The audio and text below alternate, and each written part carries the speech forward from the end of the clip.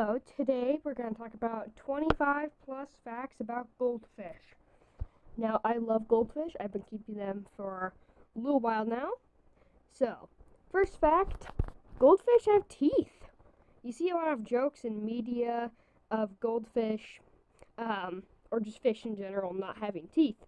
But indeed, goldfish have teeth. Actually, when you feed them, you can actually watch them chew up their food and swallow. It's quite interesting. And as they grow, goldfish will actually shed their teeth. So with aquariums, they don't have any gravel or anything at the bottom. You can actually collect and spot their teeth.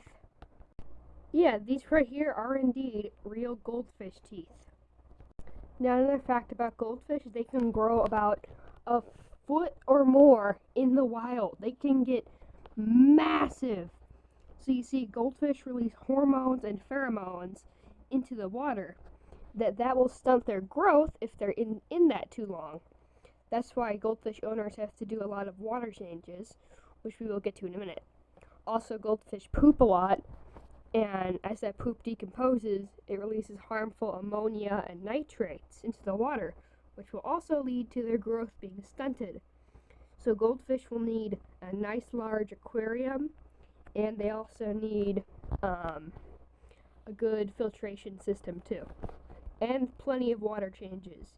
I typically do 50% water changes every week to help their growth. Another fact about goldfish is that they actually do not have a memory of 3 seconds. It's up to 5 months to a year. I feed my goldfish at right when I get up in the morning and at 6 o'clock at night. So at that time, they know they're going to be fed. And so every time I wake up, they're all at the surface waiting for me to be fed. They're just staring at me like, where's that food, man? Another fact is that when goldfish are younger, they are actually brown or black. That's why with some goldfish at pet stores, you'll notice they look orange, but their fins or parts of their body are still black. The reason of this is because goldfish will typically stay black or brown when they are born to avoid getting eaten by predators. And as they get older, there's more orange or white colors will come in. Now, the origin story of how goldfish came to be is carp, actually. There was a rare mutation in a carp that was orange. Now, actually, white carp or wild goldfish being white actually are a little more common, but people like these orange colors, and so they selectively bred that throughout generations upon generations of fish. And they also had their own distinctive features. Like goldfish, you would look at it and think, oh, it's a carp, even when they're in their more natural colors. So wild goldfish are typically brown. Now, you've all seen or heard of people keeping a goldfish in a bowl, which I explained is not good because of the hormones and pheromones they will release that stunt their growth, and of course the poop releasing harmful chemicals into the water. However, where did the origin of the bowl come from?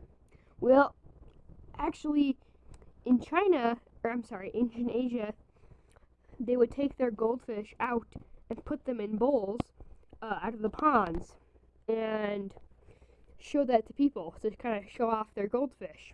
Then they would pop them back into the water of the pond. They weren't meant to be permanent. However, people traveling the world saw this and mistake that, thinking it was their permanent home, and that kind of spread. Actually, in Europe, goldfish bowls are banned for abuse. With proper maintenance and proper tank size, goldfish in an aquarium can live between 10 to 15 years, and in the wild, about 30 years. The record for captivity was 43 years old. Another fact is that goldfish are cold water fish, meaning they can survive in cold and warm water. You don't need to have a heater, but I do like keeping one, just because it's cold where I get. Yes, goldfish will hibernate in the winter. They'll live off their fat storage. Come spring, they'll get hungry again.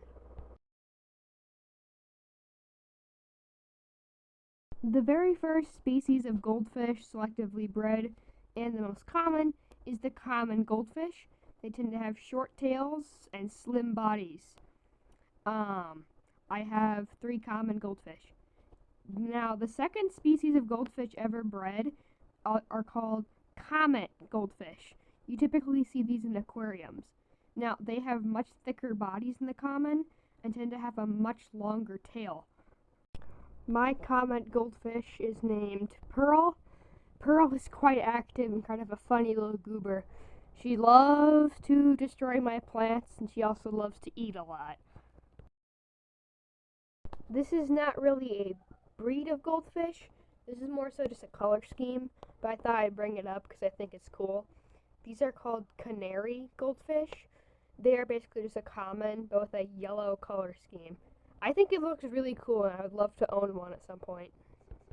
Another type that, in my opinion, looks like a mix between a common goldfish and a comet goldfish, they're called shibunkin goldfish, and they can come in a variety of colors and patterns. Now, actually, this was my shibunkin. I named him Bluey. Unfortunately, Bluey did pass away because he had a bloat. Yeah, but they're also really cool fish. I think their color scheme is quite awesome. Now, the common, comet, and shibunkin goldfish are all slim-bodied varieties, aka pond fish. But now these guys are fancy goldfish. They've been selectively bred for their organs to be more compact and to have bigger tails. Now, this is called a fantail goldfish. It's one of the more easier species of goldfish of the fancy variety to take care of, but it's a very cool looking fish. Fantail goldfish can even have double tails, which is also really cool. Now, most fancy goldfish were selectively bred in ancient Asia over thousands of years. Now, another species is called the ranchu goldfish, which also has a very compact body and does tend to have a double tail. And it also has a thing called a wen. Wen is kind of like a squishy, it's kind of like your fingernail. Like, it won't hurt. You can still feel it. It won't necessarily hurt if it gets cut off. The ranchu goldfish can come in a variety of colors. Now, actually, that wen can actually grow over their eyes, and it does have to be trimmed if it gets that way. Another popular breed of goldfish are called telescope goldfish, known for having very large eyeballs, which can lead to issues with them finding food. They come in a variety of colors, like black, known as the black moor goldfish. They can also come in colors like white and orange. Now, there's also a blue telescope goldfish also. Now, one of the more controversial species of goldfish are called bubble eye goldfish. They've been bred to have these massive fluid-filled sacs over their eyes, which can prevent them from eating food and just getting around, because you can't have plants or any decor really, just because with the danger of them puncturing those sacs. Yeah, a lot of people think it's kind of cruel to breed and keep these. Honestly, I'm with them. These are not a beginner fish, and it just must not be fun to live with those things.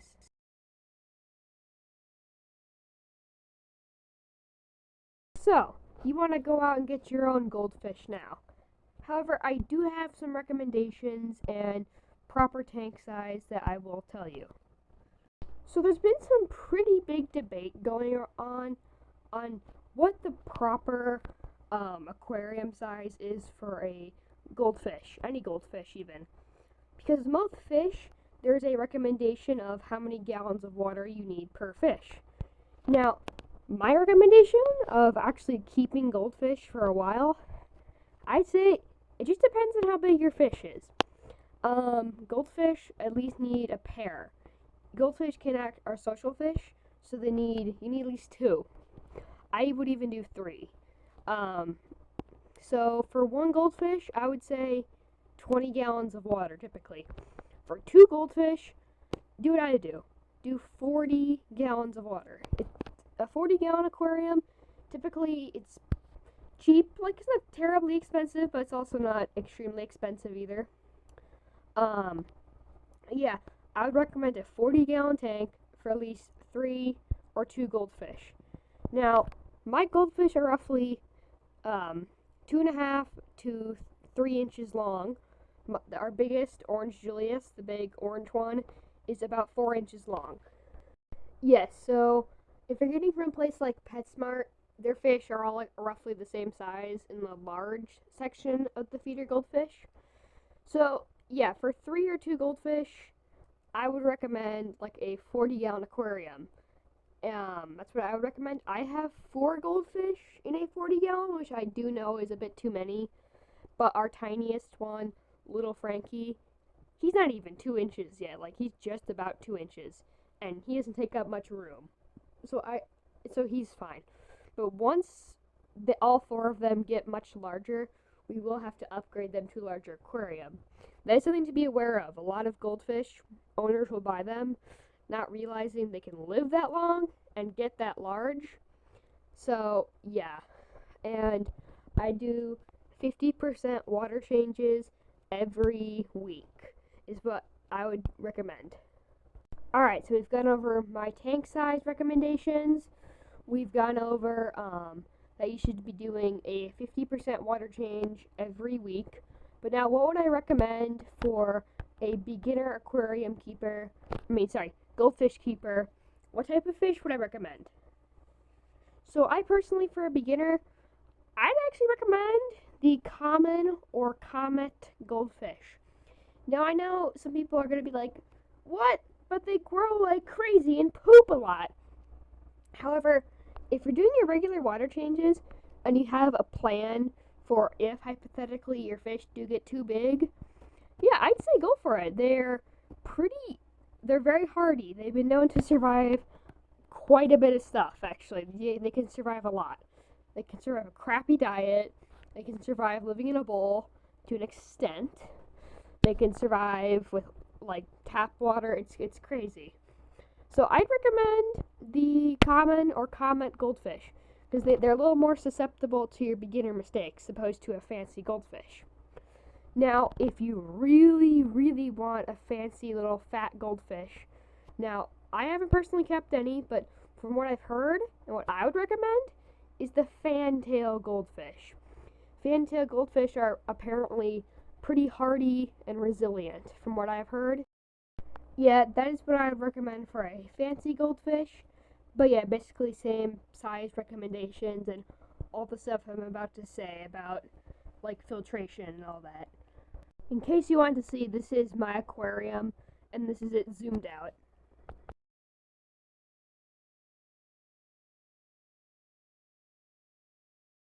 So for filters, I would recommend a canister filter. Now canister filters are really good with goldfish just because of how dirty they are. Now you do have to replace sponges sometimes or clean out the sponges. It's a great filter. Now if you can't afford that, I would also recommend a large sponge filter. Ignore what it says about it being a 75-gallon one.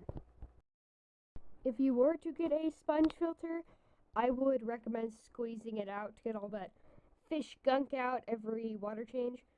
For that sponge filter, you will need a airline, and an air pump. Regardless of whether you have a sponge filter, you are going to need the air pump and a airline just because there has to be oxygen in the water and the bubbles will provide that. So if you don't get that filter, I would recommend getting a air stone for the end of it. For decor, I would recommend some nice pieces of driftwood like I have. Driftwood is great. It kind of provides a more kind of natural setting.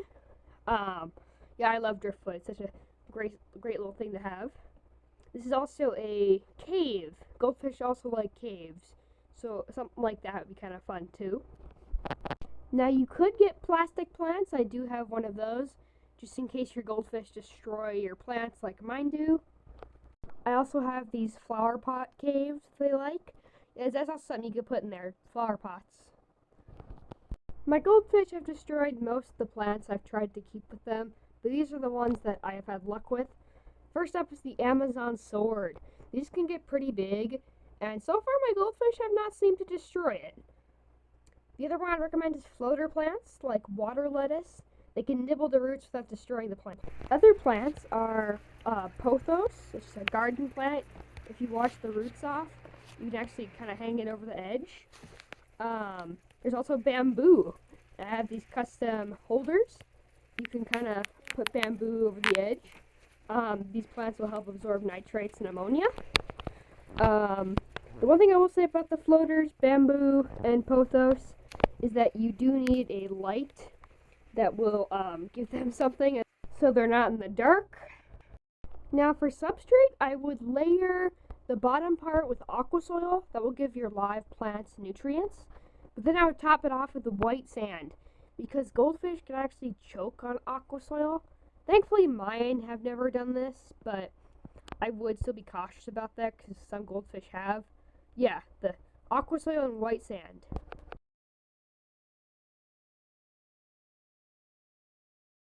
You will want a net, so if you're like me and you want to measure them. You definitely need prime water conditioner. This makes tap water safe for fish. Something I totally recommend is the Top Fin water siphon. This thing is great. It's got a handheld pump on it, which is awesome for not having to put your lips on that thing. It also has a clip for a bucket. That's the thing you're going to need, a 5-gallon bucket. You can commonly find that at Home Depot. Another recommendation is the Searchum algae scraper. This thing is great. It helps me scrape off stubborn algae, and the blade is replaceable.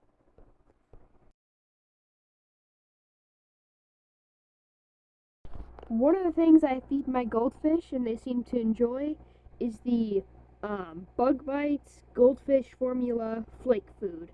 This will help improve their growth and colors. Little Frankie, my tiny goldfish, especially seems to like it. Another recommendation. Now, goldfish are omnivores, meaning they will eat both plants and, as I've learned, they will eat my plants and meat. So one of the things I'd like to feed them is the hiker AR. I don't know how you say it. HIKARI, Japanese quality. You can always depend on. So this is Specialist Fish Food Sinking Goldfish Formula. It has spirulina powder and other vegetable matter that goldfish will crave. Yeah, not sponsored. This is just another one that my goldfish especially enjoy when I give it to them. I also give them API goldfish pellets. I primarily give them that. I also give them frozen brine shrimp. This is something that they actually really enjoy, although I would not give the entire cube to them, maybe half of it. This is another thing they really like. Yeah, it's always good to spice up the variety of diet with a goldfish instead of just like one brand of flake food. So most of the supplies and stuff I've recommended, you can just easily get through your PetSmart chain and stuff like that. I will say, for your aquarium, I would watch for sales for PetSmart before getting it, because you can get some good deals. Now, another thing I would also really highly recommend is getting aquariums used through Facebook Marketplace, because you can get really good deals on aquariums. This tank, however, was a hand-me-down from my father. He had kept a lot of his angelfish in it before he got a bigger aquarium. Yeah, so that's what I recommend and some of the stuff about goldfish. So, thank you for watching. Now, I will say, I would more so recommend getting your goldfish from a actual fish store. We got our Shabunkin goldfish Bluey, who passed away, I mentioned, from our local fish store in Omaha called Fish Freaks. Also, if you were to get your goldfish from PetSmart like I did and do a rescue, because you feel so bad for them, I always feel bad. Yeah, they may have parasites or tapeworms or flukes. Yeah, it's kind of gross. They don't treat their fish well at PetSmart. I would recommend watching. I highly recommend watching him. He's not sponsoring me. I wish he was. Luke's Goldies has really good info Yeah, Luke, he has bred goldfish for a living and he actually has this brand of anti-parasitic feed. So I would quarantine your goldfish from PetSmart. Like get a small 10-gallon aquarium, just do a temporary setup, just put medicine in there. I treated my goldfish for parasites and I haven't had any issues with them, thankfully. Yeah, thank you for watching. Farewell.